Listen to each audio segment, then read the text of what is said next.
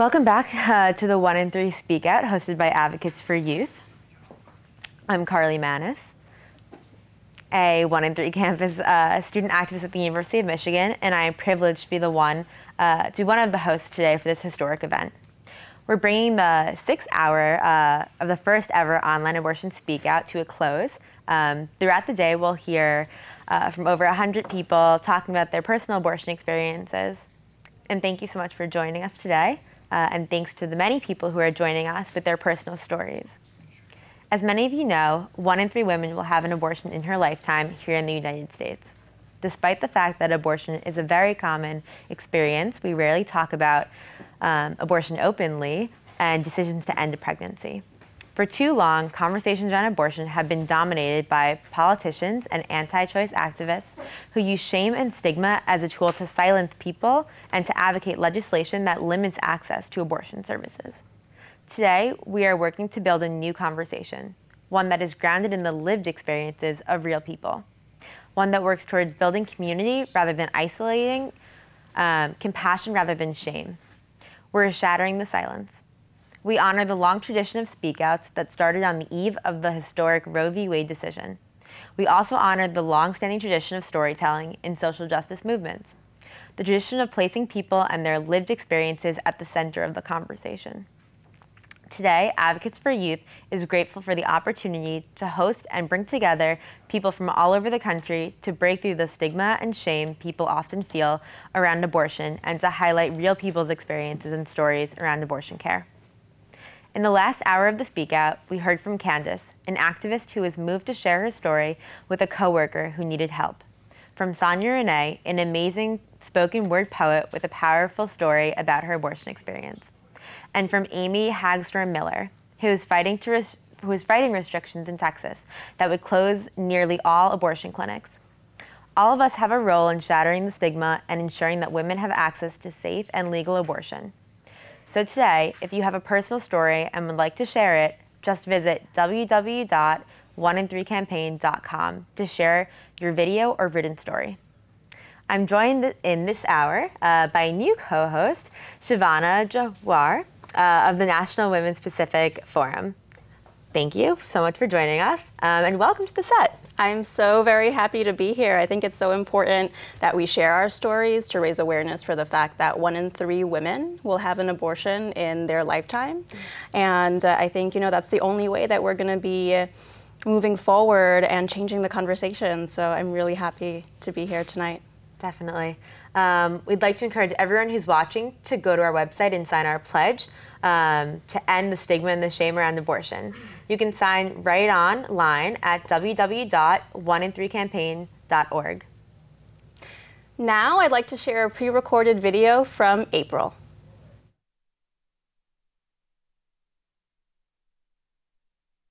So I found out that I was pregnant when I was 18. It was in April 2009. And that day that I found out, I went walking to Walmart and I could barely pay for a pregnancy test. I couldn't go to Planned Parenthood because I didn't have a ride, and I don't know, Walmart was much closer, so I bought a pregnancy test and I took it right there at the Walmart restroom, and that's where I found out I was pregnant. And you can imagine how an 18-year-old's reaction to being pregnant was. I was stunned and I was devastated, and I don't know how I can possibly project my feelings to you. But I went home on the bus, and throughout my ride I didn't know what I was going to do. That coming fall I was going to attend the University of Houston, and I was going to study photography. And I'm like, what am I going to do? What am I going to do? What am I going to do? I didn't know what I was going to do. So the first thing I did when I got home, I went to my room and I cried and I cried and I cried because, oh man, I'm pregnant, right? And I called my mom. My mom was working at that time. And I told her, I was crying and crying, and she knew what I was going to tell her. Somehow she knew. I told her I was pregnant, and she just stayed quiet. And she's like, okay, okay, we'll talk about this when we get home. And I'm like, okay. As if somehow I felt like my mom was going to make things better. So I was just there in my room laying down in bed, I not knowing what to do. And my mom, she got out of work to come see me. And I remember we went to McDonald's. By then she had bought me another pregnancy test just to make sure again, and then there you go, I was pregnant. And she spoke to me and she told me that I was gonna have to keep this baby and that I could do it, that she was gonna help me. And it goes back to, that family tradition with the Mexican culture. And abortion, it's not a choice, and it shouldn't be an option to the culture that my mom was brought up with. And she didn't want me to do what my sister did, to have an abortion. But I did. If my mom would have supported me in having an abortion, emotionally and economically, because that time it was $400 and I had to drive to another city that was 30 minutes away from here to have an abortion done, I probably would have done it, honestly, because I really wanted to go study photography, and I wanted to travel the world and do all these things, and I knew that with a child I couldn't do those things. So it was too late to take the morning after pill, because it's already a month. I was already like at least a month pregnant or less, 3 weeks. So as I could not afford an abortion and my mom wasn't going to support me in doing it, then I didn't do it. So, I went through the pregnancy, and then I had my daughter, Frida, and I feel that what I'm doing now with the activism and advocacy for all these issues, are because I am a mother, and because I was a teenage mother. I was considered a teenage mother, and I was part of a statistic. And I don't want people to feel bad because they got abortions and because they chose a different route. I don't want people to feel bad about it. And I know that my sister, every time that she looks at my daughter or something like that, she feels that guilt that when she was in college, that she had that abortion because she wasn't going to be able to do it. And I know she feels guilty because she had an abortion. But I reassure her every time I talk to her, it's okay. It's okay that you did, and you did what it was best for you, and that's okay, and you shouldn't be judged by it. We just took different decisions, but that doesn't make us any better. One doesn't make another better than the other just because, we decided to keep the child. And I want everyone to know that, it's okay if you decide to have an abortion. It really is okay. Don't feel like you're an evil person if you do, or just reach out to other people who have similar situations, and it will help out. It will help out a lot. And make sure to have a support. Try. Well, I know it's difficult, but it'll be great to have support to get you through it. But that's my story, and this is part of the 1 in 3 campaign. I know it wasn't about me having an abortion, but it was about me not being able to have an abortion because of the culture, the Mexican culture, and because I did not have the money or the transportation to get to the facility. But, you know, I love my daughter and I love all the work that I've done, and I know that other people are doing the same thing, and I'm just really proud.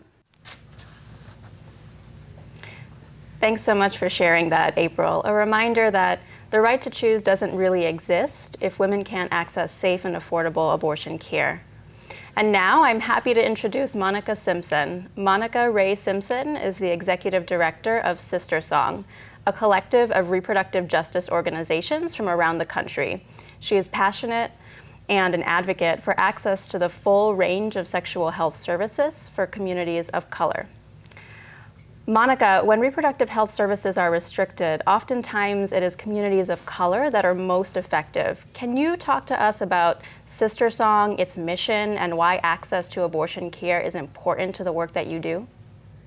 Absolutely. Sister Song, we are the National Reproductive Justice Collective for Women of Color, and our mission is really to amplify the voices of Indigenous women and women of color across the country to eradicate reproductive oppression and achieve reproductive justice and secure human rights. And so for us, we know as women of color who do this work across the country that access is extremely important to all of our communities. And as a woman who grew up in rural North Carolina, where I saw so many of my friends and loved ones in community impacted by not having access to information or to services, deal with becoming young parents, and not that there is anything wrong with that. We supported these families, but just without that lack of access and lack of information, folks were not able to make well-educated decisions on how they wanted to live their lives and to start their families.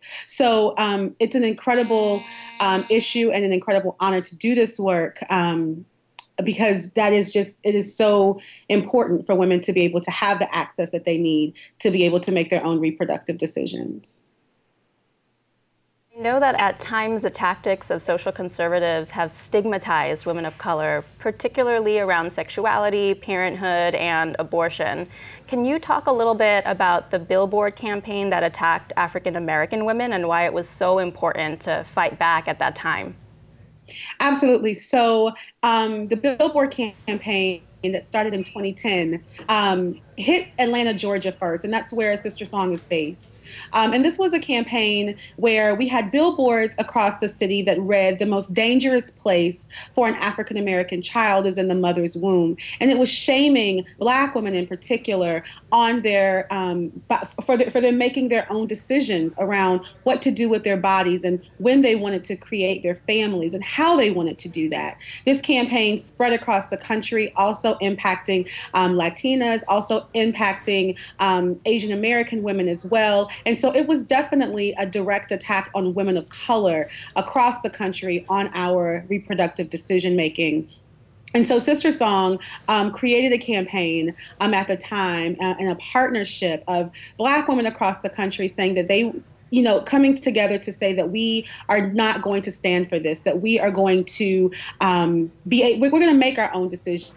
And you should trust us in making our own decisions. And so we created that Trust Black Women partnership that really led that charge across the country. And we were able to see victories across the country with these billboards coming down. And we were able to really engage grassroots communities in this work in a way that we hadn't necessarily done before. But because we saw there was a direct attack, and because there was a way for us to connect directly to the folks, we were actually able to win a victory together.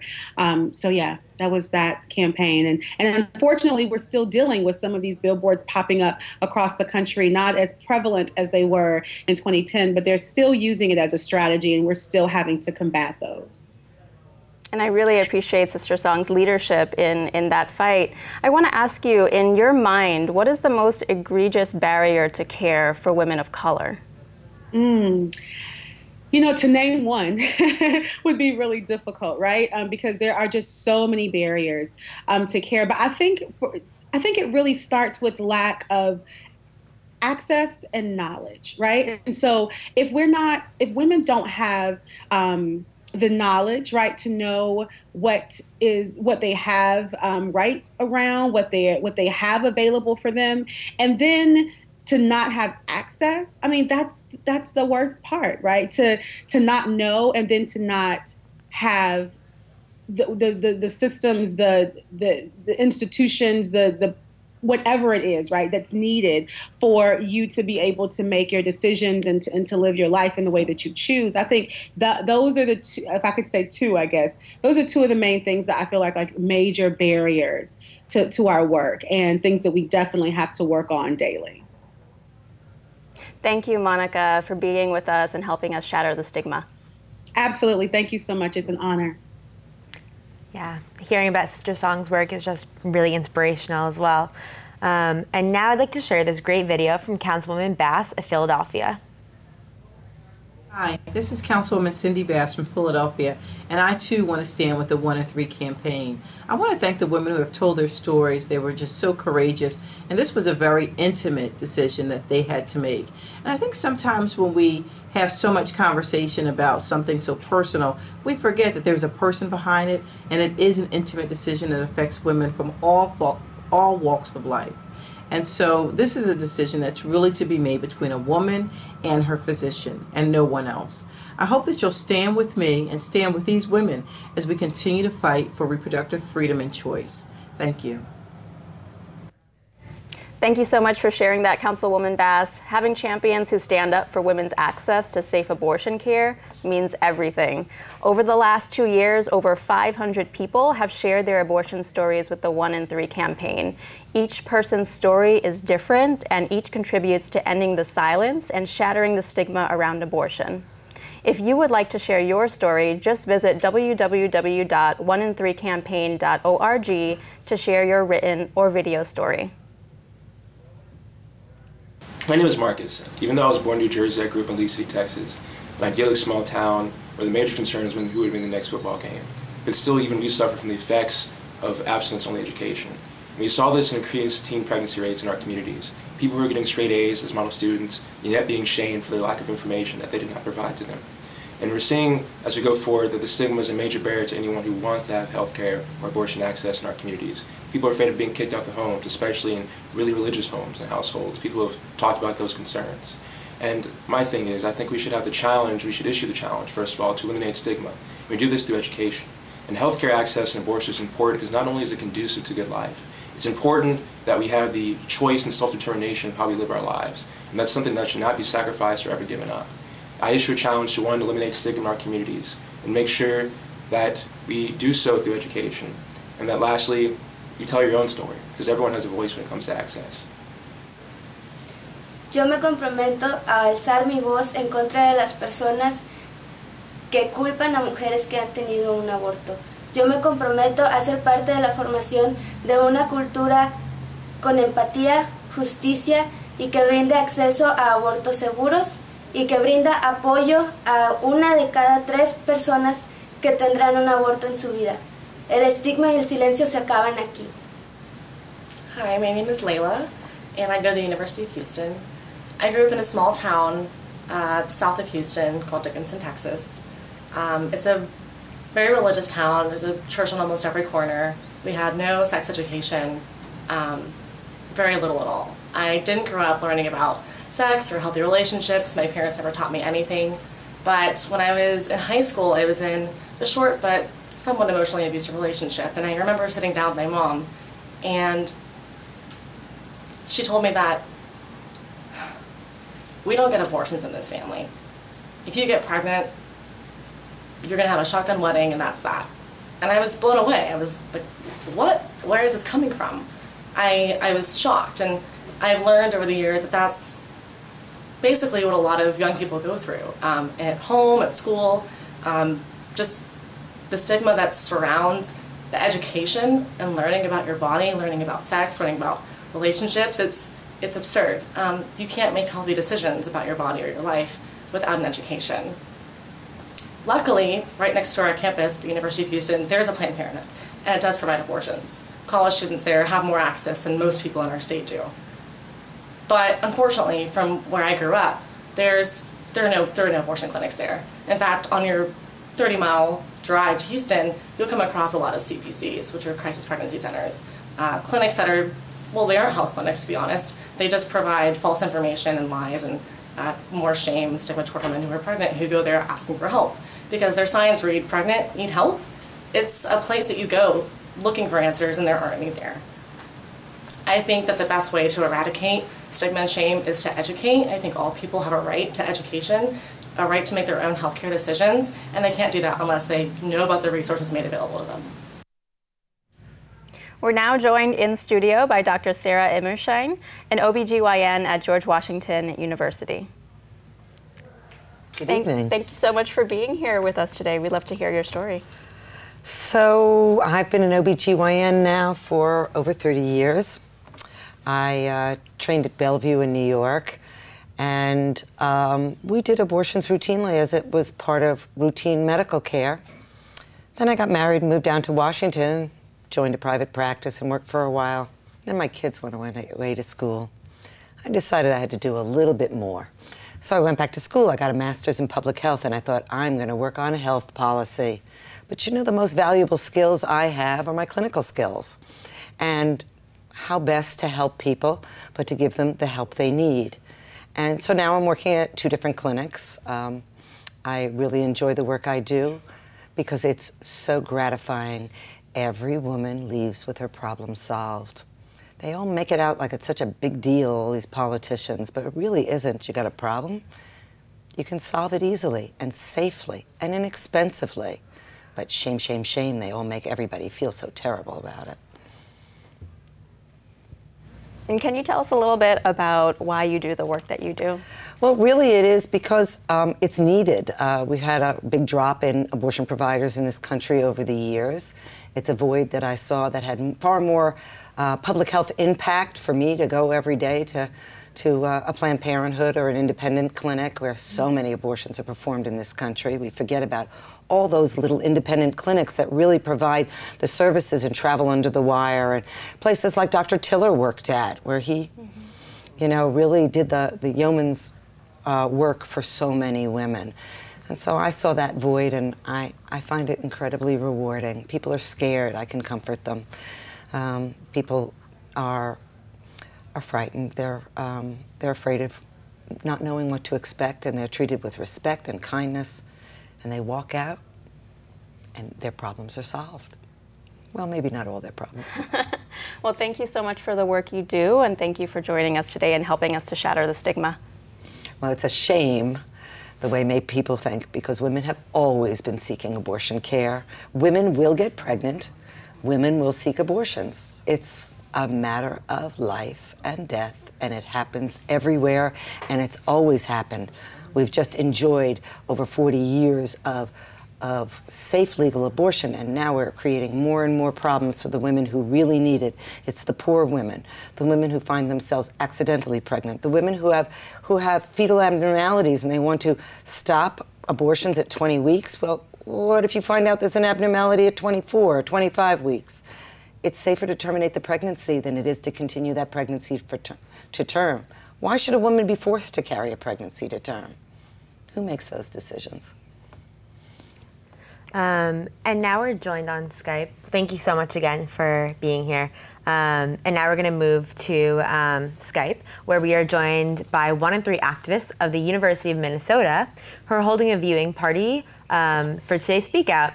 Hey, folks. Hey. How's it going out there? How's it going?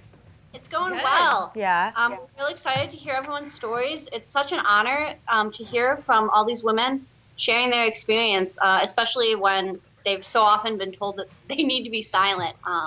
So I think it's really awesome for us to be able to hear these experiences and really know that we're being able to support these women and the work that they're doing and really helping people have access to abortion as well as access to conversations about abortion. Definitely. What's it like to have a watch party, to be on a college campus with other young people watching this Speak Out right now? It's pretty fun. We've got some pizza over in the corner.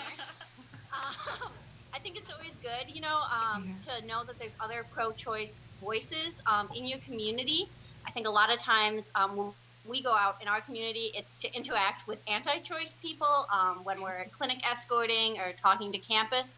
So it's really awesome to be able to get together and listen to these experiences together. Why did you join the 1 in 3 campaign?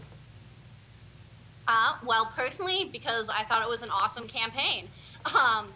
Actually, we worked on it last year within our group. We had our previous member had gotten us into the 1 in 3 campaign, and we thought it was like a really awesome campaign, and we wanted to continue it.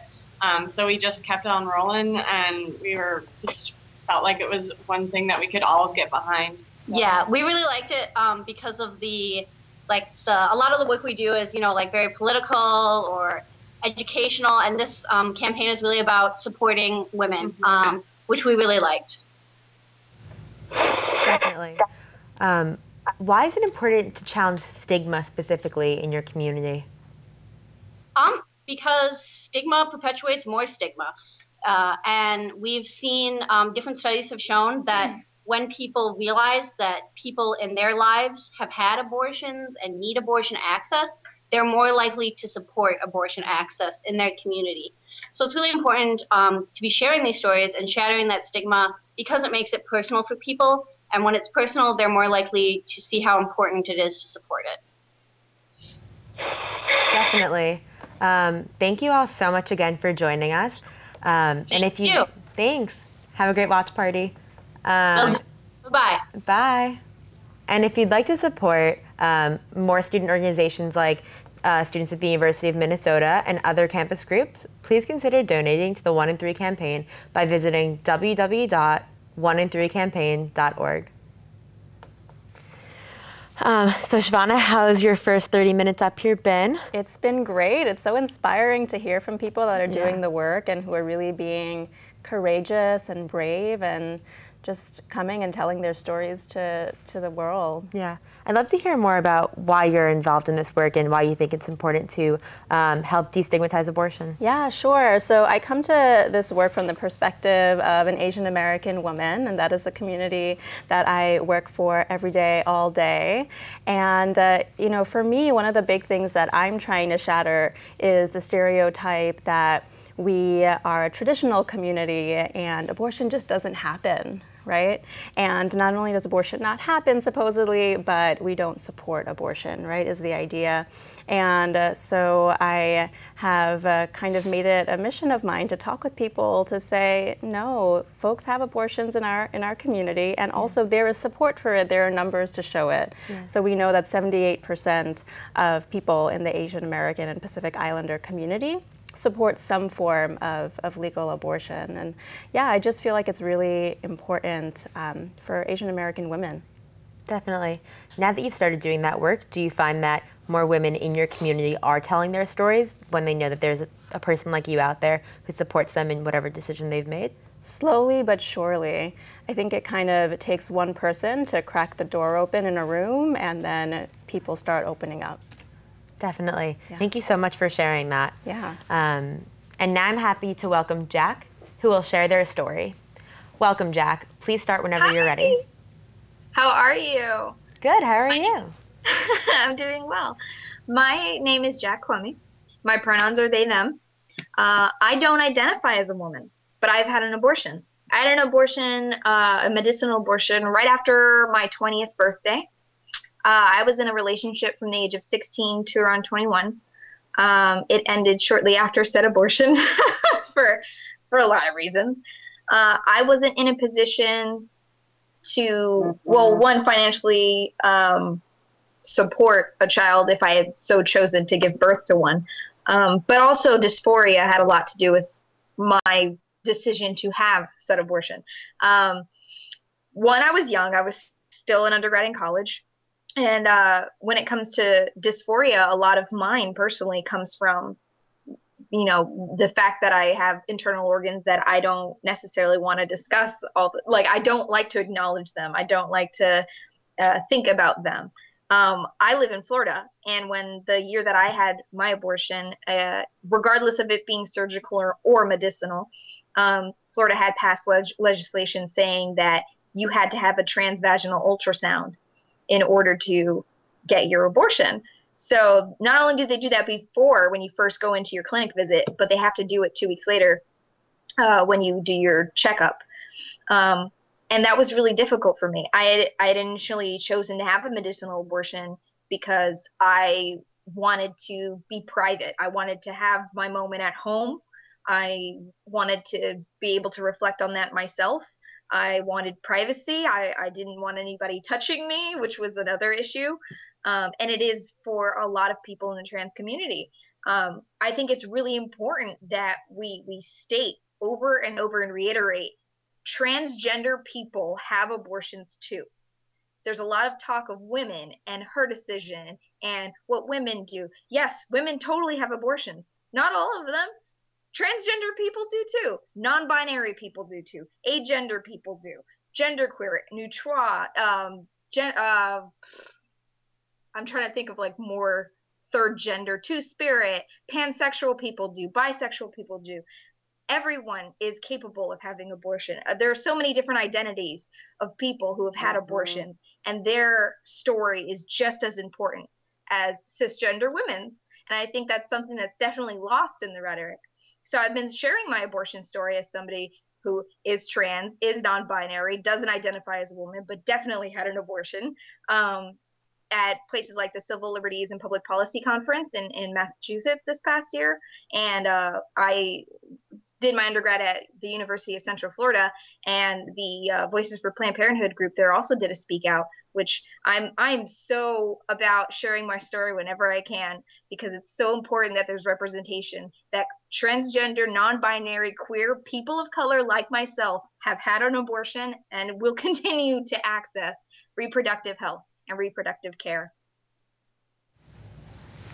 Definitely. Jack, thank you so much for sharing your story, and thank you so much for bringing up the point that it seems to be an inclusive movement where everyone's stories are validated and everyone's gender identity should be respected. Thank you so much again.